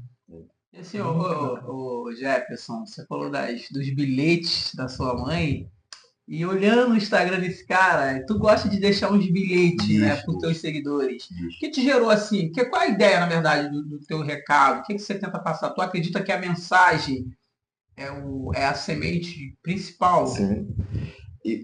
Sempre quando aquelas frases não são por acaso, assim, vou botar qualquer coisa para engajar, não. É sempre uma oração, é algo que Deus falou comigo, é algo que eu vi alguém conversando comigo, pega essa frase e lança. E é impressionante. Adiante eu guardei, tá? Se não acreditar em você... Não perde, né? Esse é forte. E essas frases, muita gente vendo, mandando mensagem, fala, como Deus falou contigo, como Deus falou comigo agora nessa frase. Então são coisas que eu tinha até uma vergonha. Tem um colega meu que fala assim, pô, Jeff, tu fala tão bem, Deus te usa tanto, porque tu tem que ser um pastor muito famoso. Eu falei, cara, a fama é algo que é muito delicado, né, rapaz? Tem gente querendo fama, mas tem que saber lidar com a fama. Exatamente. Porque a fama é algo meio mascarado. Pode ser um abismo, né? Muito. Então, exemplo, não é que eu tenha medo, mas ele falou, pô, tu tem que publicar essas coisas. Poxa, Deus, toda hora eu mando, quem está comigo assim, mais próximo, assim, eu sempre mando umas frases, uma palavra, opa, eu comecei a publicar, eu sempre publiquei, só que agora eu estou tentando melhorar as frases, tentando fazer uma coisinha mais... Uma arte melhor. Né, e sempre colocar arte um dizer embaixo, para as pessoas refletirem, pensar, o que significa tal palavra, o que significa isso? Porque às vezes a nossa cultura hoje, a gente tem eu estudei no ensino médio minha vida toda, mas a gente tem uma lacuna na questão da educação no Brasil. Então hoje, tudo que eu tento escrever, eu falo, eu procuro o significado, a palavra, se está correto. Se a pessoa que está lendo está entendendo o que está se falando, e as pessoas dizem, poxa, eu não entendi muito isso, me explica um pouco melhor. É bom e importante, então, a gente até atualizar isso, porque, segundo as últimas pesquisas aí, eu acho que do IBGE, foi afirmado que o índice aqui do alfabetismo funcional, né? Analfabetismo funcional, ele é muito alto aqui no nosso país. Sim. As pessoas, exemplo, leem, mas não entendem o que está lendo. Exatamente. Então, ler, mas não compreende. Então, sempre que eu falo, leia a primeira leitura, prática. A segunda leitura, para você se organizar. A terceira leitura, que você vai se identificar com o que está sendo dito. Tem uma palavra que eu não entendi. Hoje a gente tem um celular, tem um Google, bota lá, dicionário online. Isso é importante, até para você entender. E aí eu tento ser um pouco mais didático, porque eu penso sempre no que a pessoa... Se eu você me fazer entendido, sabe? Você fala, mas será que a pessoa está entendendo? E eu não quero falar para me mostrar conhecimento, demonstrar que eu sei. Não, ao contrário. Eu quero que as pessoas entendam a mensagem. E aí, quer ver só? Traduz aí anonimato para eles. que é o anonimato? Vai. Traduz? Na minha visão, o anonimato, né? É pessoas anônimas através dos seus atos, não é isso? Isso. Quando eu peguei, eu falei, cara, que forte esse nome. É isso Muito mesmo. forte. Os atos, pessoas que são anônimas, os atos delas falam muito alto, né? Falam muito que não tem como. E às vezes muito mais do que palavras, porque tem gente que as atitudes são tão altas que você não precisa mais ouvir ela falando, só o que ela faz. Quem bolou esse nome? Aí, Deus. ó. Aí, ó. Deus. Cara, esse cara, deixa eu te contar essa história rapidinho. Essa foi boa. Foi bom você ter lembrado disso. E eu faço uma questão de falar essa parada, porque eu tinha acabado de sair de um estresse. E aí o Diogo me liga. Tu tá onde? Aí eu falei, cara, tô em casa. Acabei de chegar em casa. Preciso falar com você, mano. É uma parada séria, urgente. Tem que ser agora. Vem aqui em casa agora. Aí eu tô em casa, falei, que merda eu fiz? Eu já tava estressado, falei, qual foi a merda? O que o Diogo quer conversar comigo? Aí eu chego aqui, Diogo, mano, então a situação é essa. Qual? Eu tenho um pensamento de fazer um podcast. E aí ele me falou, cara, esse projeto. Aí eu falei assim. Aí ele, como? Um pouco ainda meio inseguro, mas ele soltou tudo. Aí ele falou assim, e aí, mano, o que tu acha? E eu quero alguém do meu lado e tal. Aí eu falei, você tá maluco? Vambora, irmão! Ia gravar no mesmo dia. Não, mas Tá maluco. já registra logo, já Cara, bota logo. a visão. Muito bom. Quando ele passou, porque eu escuto para depois eu. Só que eu falei, você tá maluco, cara? Tu tem dúvida? E aí? Falei, irmão, vambora. Vambora. Aí ele também, ó, ele só finge um pouco. Mas esse cara é ansioso. Mandou bem. Agora, Ô, Jefferson, eu esperei vocês terminar de falar, lógico. Mas assim, você falou, a gente estava falando a respeito das frases, para quem não sabe, depois você procura lá o perfil do pastor Jefferson, vai ter lá as frases que ele deixa todos os dias. Mas assim, quando você pensou nessas frases, era uma carência que você tinha, porque lá atrás você não tinha uma palavra direta? então, boa observação. Eu sempre gostei de frases. A gente vem de um berço da comunidade, músicas que eu sempre ouvia. Racionais MCs, as frases do Mano Brown, esqueci o nome dos outros agora, são frases de impacto. Através de uma música do Racionais, que ele fala do Martin Luther King, eu comecei a estudar sobre Martin Luther King. Desde a infância eu gostava de Sharpie, né? Quando adolescente. Gostava. Calma aí. Não, qual era o nome? Bacana, bacana. Era embolado com ninguém. Tinha a letra de bombe. Eu fiz curso de grafite. Você pendurou em prédio? Não? Isso pra lá, vai. Um negocinho, então, exemplo. E já percebi que o pessoal da arte, né? Sempre deixa uma frase. Aonde tu gostava mais de fazer? Da Grande Tijuca. Na comunidade onde eu morei tinha alguns, sempre deixavam uma frase. Praticante da onda momentânea, revolucionários da comunidade. Então sempre tinha essa questão de autoestima, de lançar uma frase. Sempre tive desde criança, de ouvir uma frase, essa frase é bacana. E quando criança eu gostava de algumas frases de Martin Luther King, eu ouvi quando eu era criança. Ele disse, eu tenho um sonho. Quando eu vi essa frase, isso marcou comigo. Eu era 12 anos, 13 anos. Eu tenho um sonho. Aí depois eu fui ver, era I have a dream. Eu não falo muito bem inglês. Eu falei, cara, que bacana. Então sempre marcou. E eu gosto de pegar essas frases para marcar, porque eu entendo que quando eu lanço essas frases, marca a vida de alguém. A pessoa, ela pensa, ela reflete. Eu publiquei uma frase, acho que semana passada, que não tem como mergulhar em lugares onde a água só vai na canela. Teve uma pessoa que mandou mensagem e falou assim, nossa, eu estou tentando investir em alguma coisa, estou tentando investir num relacionamento, e Deus já está me mostrando que esse relacionamento é errado. Eu estou tentando, e você gostou dessa frase agora. Uma resposta. É uma resposta. Eu estou tentando investir em algo que não é. Aí eu publiquei, acho que tem um tempo atrás, uma frase que fala assim, ninguém vai fazer uma bagunça na sua mente se você não der a chave da sua casa. Eu essa hoje lá. Então, exemplo, E isso não é sobre casa, porque tem você às vezes, a gente está às vezes chateado porque o outro falou, o que o outro disse. Se você não emprestar sua mente para ele, Aham. Esquece. esquece. Você só tá ali ficando chateado porque você tá deixando a pessoa entrar na sua casa. O pessoal até fala assim, alugou um apartamento, Triplex. não deixa. Mas o objetivo da frase é esse, é estimular outras pessoas, Bacana. mandar mensagem, O a ajuda vem do triplex, alto. né? O triplex, É, isso foi mal. Então, Vamos rapidinho, porque a gente tá. Cara, de verdade, essa conversa tá top. Assim, tá muito boa. E por mim, eu quebrava o protocolo hoje, meu irmão. A gente eu ia te conversava, perguntar né? na caixinha aí. Acho que teve uma que ele já até respondeu. Teve, mas tem uma aqui que eu quero. Do preconceito. Já passou por alguma situação constrangedora por conta da cor da pele e ter saído da favela?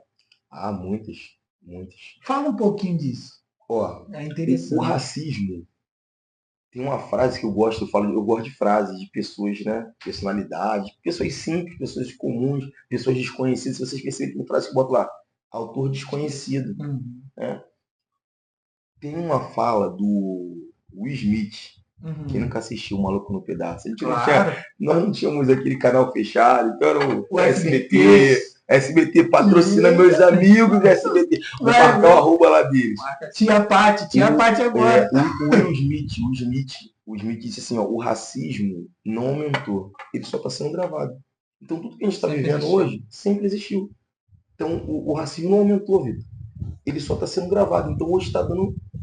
Já passei vários. Exemplo, eu lembro uma vez, eu namorava com a minha esposa ainda, eu fui buscar ela no ponto de ônibus e eu não tava com uma roupa largada, tava com a roupa aí. Eu vi que ela tava vindo, tentei ir na direção dela, uma senhora começou a esconder a bolsa. Exemplo, tem um filho, agora o André. Outro dia, uma pessoa próxima falou assim: Nossa, ele é meio moreninho, né? Eu falei: Ele não é moreninho, não, ele é negro. Ele é filho de negro, ele é negro. Os traços negros estão no André. Eu tenho uma loja que fica na Zona Sul, em Copacabana. Eu não gosto de falar que a loja é minha, né? Atendo diversas pessoas, classes sociais diferentes, né? Mas sempre quando teve uma senhora comigo, falou, eu queria elogiar você pro seu patrão, você atende muito bem, você faz muito bem o seu serviço. Pô, queria falar com ele, tem como falar com o dono da loja? Então ali já demonstra o racismo. Aí não sou eu, você? Não. Tipo, ela não conseguiu esconder que ela não aceitava que, por ser negro, né? E tem diversas, né? Na família, pessoas que. Eu não falo que existe o racismo inverso, né? Por exemplo, no ato de casar com a Amanda por ser pessoa de pele clara, né? E eu falo que é mesmo assim, querendo desmerecer por ser um organismo de comunidade, mas, exemplo, não vai. A gente tem muita carcaça, a gente apoiou muito, né? Não vai ser essas pequenas palavras que vai. Não vai. A nossa resiliência é maior, Ju. Pega essa frase, então, que eu postei uma vez uma foto e eu falei isso lá na legenda da foto. Quem vem de baixo tem muita força. É o que você falou, a gente tem força para aguentar a pancada, para aguentar o racismo, o preconceito. E assim, eu fico muito feliz, cara, porque eu queria que tu falasse diretamente para uma dessas câmeras aí, pra galera que olha para si muitas das vezes no espelho, faz uma autoanálise de si próprio e fala, cara, eu vejo aquele cara lá naquele auge, mas eu não consigo, eu não tenho a mesma força. Será que eu posso? E assim, a gente está falando de um cara que saiu da comunidade, hoje o Jackson não mora mais na comunidade, e a gente não falou nada aqui, a gente está falando pastor, mas ele lidera, assim, tem ali a tua responsabilidade, uma das principais igrejas aqui no Rio de Janeiro. E eu queria que você falasse um pouquinho para a galera que acha que não tem capacidade, o que você diz para você que viveu as duas realidades? Na verdade, você viveu lá atrás e hoje está vivendo essa realidade. Primeira coisa, eu acredito que sem Deus a gente não consegue nada. Mas não espere que as outras pessoas acreditem em você. Você precisa acreditar em você. Primeiro, Não espere que outra pessoa te apoie. Você precisa acreditar que você é capaz, né? Acredite na sua vida, olha para dentro de você. O seu próprio testemunho de vida vai te motivar a conseguir chegar em alguns lugares.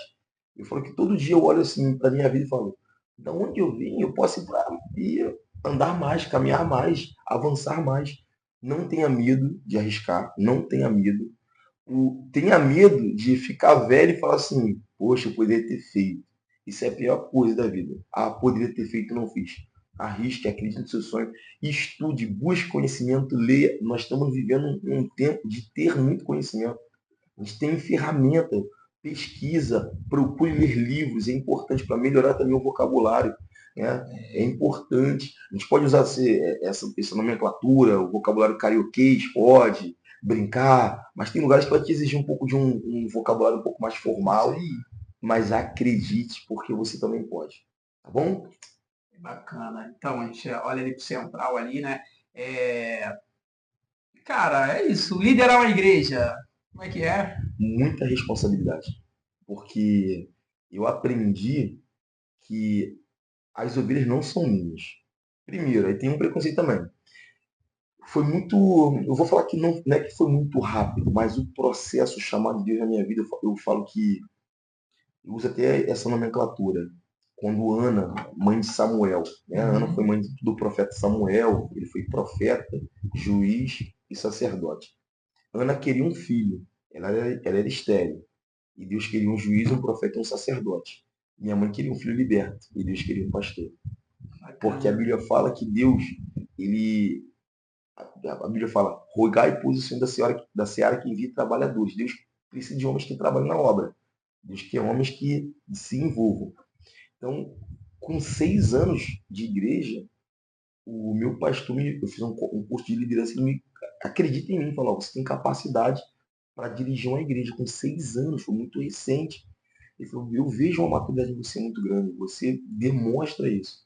Então, e eu aprendi que eu passei por isso, eu era muito novo, tinha 25 anos, 24 para 25.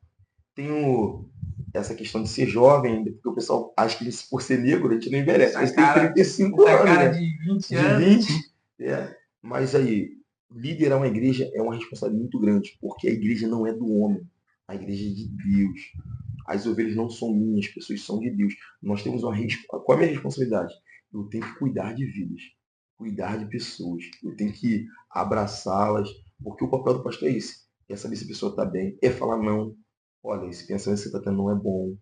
Cuidado com essas decisões que você vai tomar. E fazer igreja não é fácil.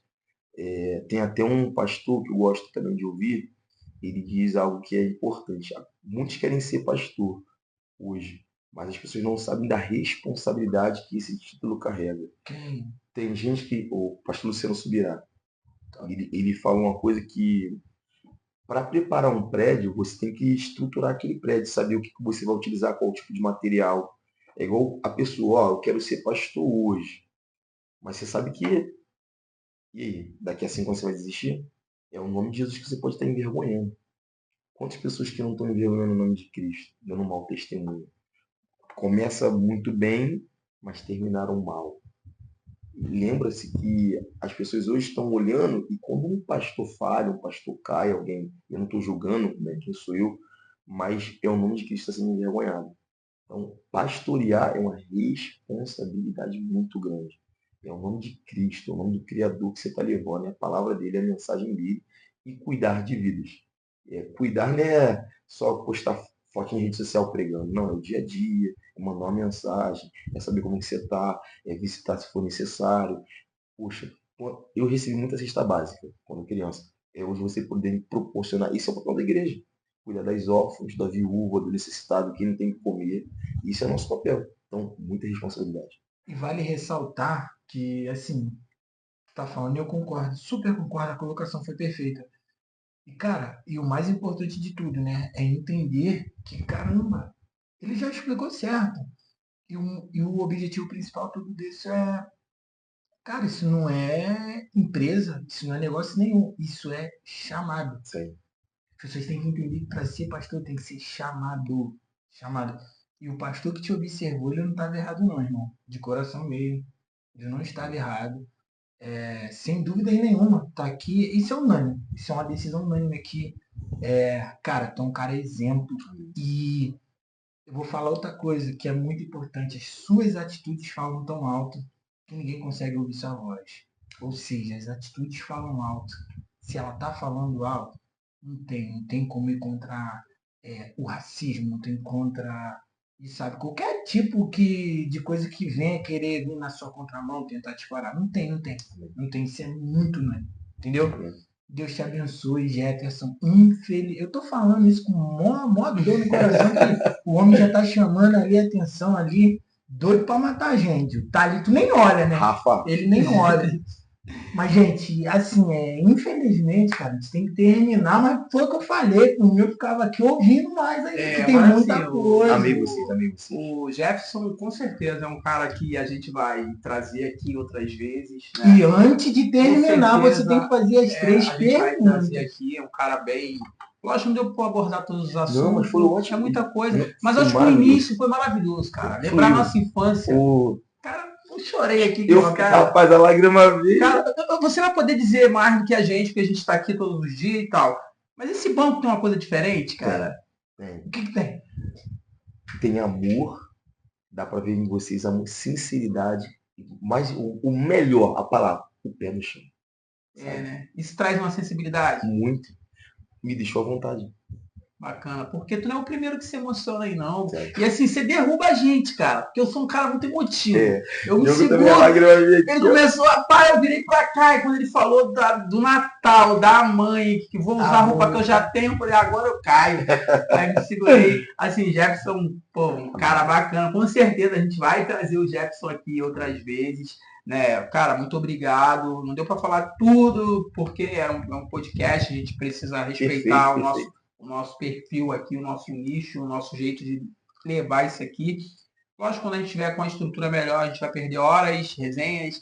A gente perdeu horas aqui no já off. Foi maravilhoso. Mas enfim, você que chegou até o final aqui desse vídeo, sua rede social? Jefferson Ribeiro. Jefferson com 2 Fs. Jefferson Ribeiro Alves.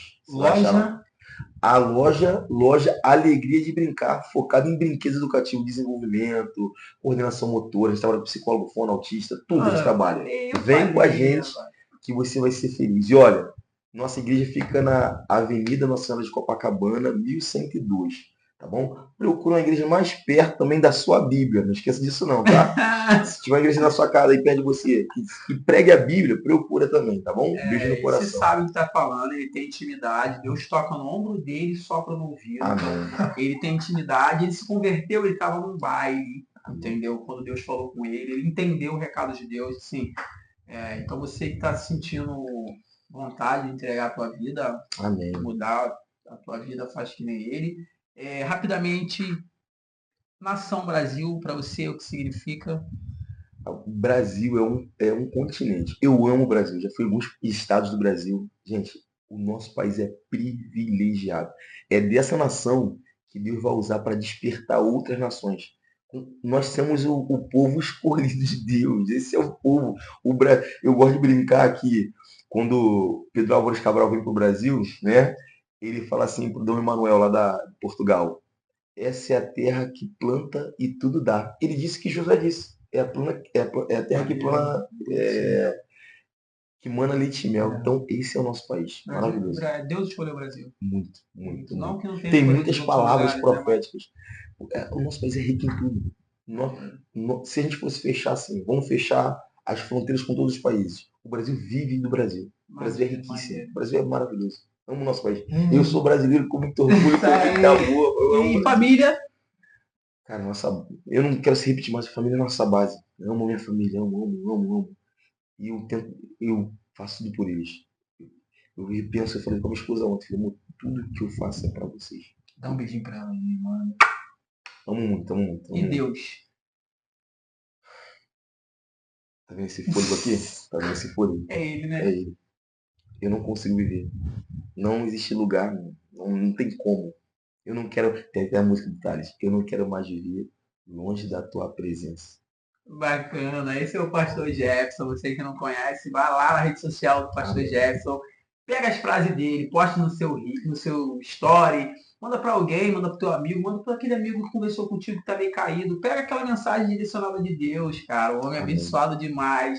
Não dá, o tempo que a gente tem aqui com ele não dá, já tá decidido que ele vai voltar aqui. A gente vai pensar em outro momento, a gente vai pensar em uns tópicos que a gente está trazendo aqui, a gente vai conversar com ele, pra gente ter uma conversa direta sobre os assuntos que a gente não conseguiu ter. Foi resumido muito sobre a vida dele, abençoado. Você que ficou até o final desse vídeo, comenta aí o que você achou dessa figura única.